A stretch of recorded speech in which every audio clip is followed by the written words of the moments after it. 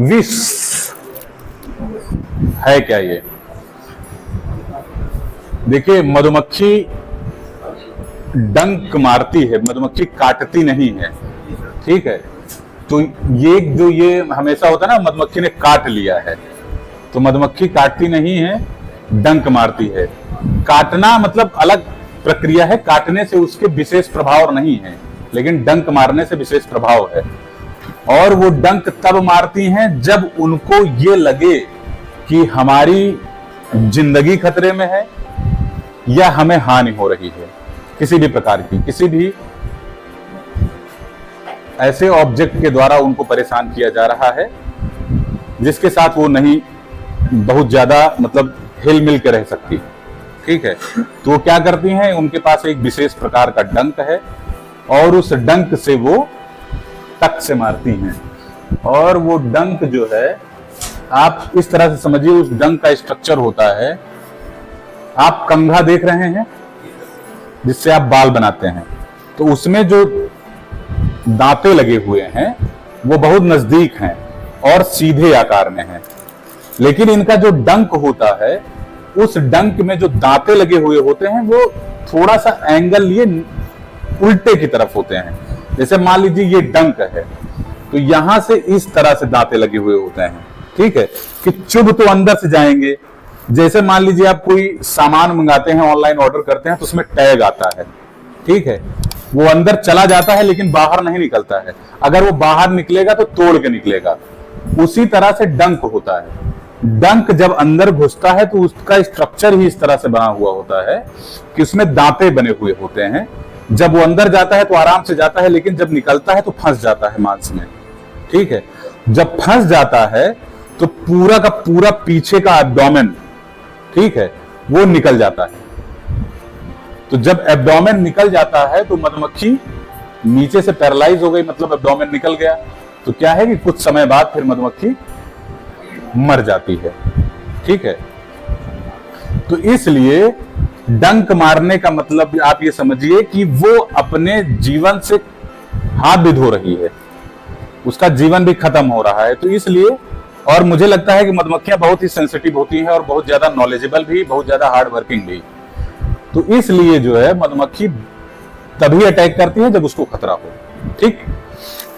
मौन विष क्या है? मौन विष जो है उसमें जो विशेष मात्रा होती है वो होती है फार्मिक एसिड की, ठीक है। एक तत्व है, एक अम्ल है जिसको फार्मिक एसिड बोलते हैं, वो होता है। उसी की वजह से सूजन आती है हाथों में, पैरों में, या जहां पे भी काट रही है। बहुत लोग ऐसे भी हैं जिनको मधुमक्खियां अगर डंक मार रही हैं तो उनको विशेष ज्यादा प्रभाव भी नहीं पड़ता, स्वेलिंग नहीं आती है। स्वेलिंग आना मतलब क्या है? हो सकता है एलर्जी हो किसी भी प्रकार की, कि फॉर्मिक एसिड आपकी बॉडी में जा रहा है किसी भी पॉइंट से, तो उस जगह पे स्वेलिंग हो जा रही है, क्योंकि उस एरिया में ज्यादा फॉर्मिक एसिड हो गया है, ठीक है। तो इस वजह से वहां पे स्वेलिंग आ गई है। बहुत सारे ऐसे लोग हैं जिनको स्वेलिंग नहीं होती है। तो स्वेलिंग नहीं होना या होना, ये बॉडी टू बॉडी वेरी करता है, ठीक है। अब जब ये वेनम या विष इतना खतरनाक तो आप नहीं बोलेंगे, मतलब मान के चलिए एवरेज प्रोडक्ट है क्वालिटी और मतलब पॉजिटिविटी और निगेटिविटी दोनों की तरफ से, लेकिन इसका पॉजिटिविटी ज्यादा बेहतर तरीके से। क्यों? क्योंकि विष को बहुत सारे मेथड से कलेक्ट भी किया जा रहा है और इसको इकट्ठा करके इसको मार्केट में बेचा भी जा रहा है और प्राइस भी अच्छा खासा मिल रहा है इसका।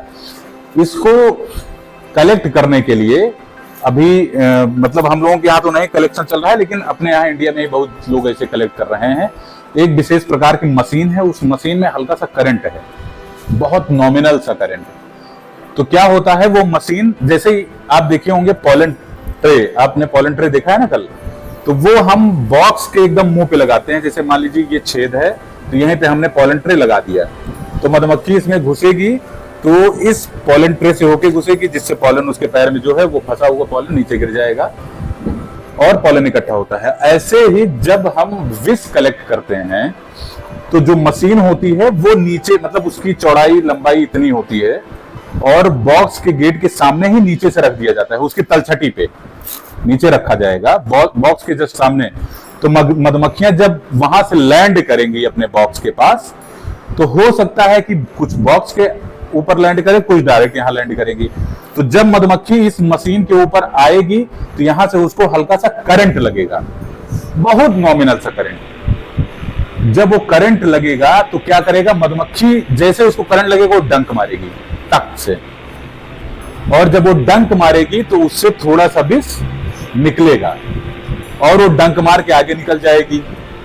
उसका डंक टूटेगा भी नहीं क्योंकि वो डंक कहीं फंस नहीं रहा है। ठीक है, ये जो प्लेट है ये बहुत ही, इसका सरफेस स्मूथ है और हार्ड, थोड़ा सा हार्ड लेकर स्मूथ है कि यहाँ पे जाने पे घुसे नहीं। ठीक है, वो टक से मारी और मारने के बाद वहीं पे विष गिर गया, मधुमक्खी आगे चली गई। ठीक है, हाँ, इससे थोड़ा सा ये होता है कि अगर मधुमक्खी बार बार उसी प्रक्रिया से निकल रही है तो उसको करंट बार बार लग रहा है। ठीक है, तो उसका हेल्थ जो है धीरे धीरे ग्रेजुअली खराब होता जाता है। तो इसलिए प्रयास ये करते हैं कि सीजन छोड़ करके, सीजन में ना लेकर के, सीजन में अगर आप विष का कलेक्शन कर रहे हैं तो मक्खियां आपकी डैमेज होती चली जाएंगी, तो उत्पादन में आपके प्रभाव होगा। आप प्रोपोलिस का उत्पादन नहीं कर पाएंगे, पॉलन का उत्पादन नहीं कर पाएंगे और शहद का उत्पादन उतनी मात्रा में नहीं कर सकते जितनी मात्रा में इसके बिना कर सकते थे। तो इसलिए ये ऑफ सीजन के खेल होते हैं, ऑफ सीजन में ही इसका मतलब इसको कलेक्शन का प्रक्रिया मेरे हिसाब से सही होना चाहिए और होता भी है, ज्यादातर लोग करते हैं।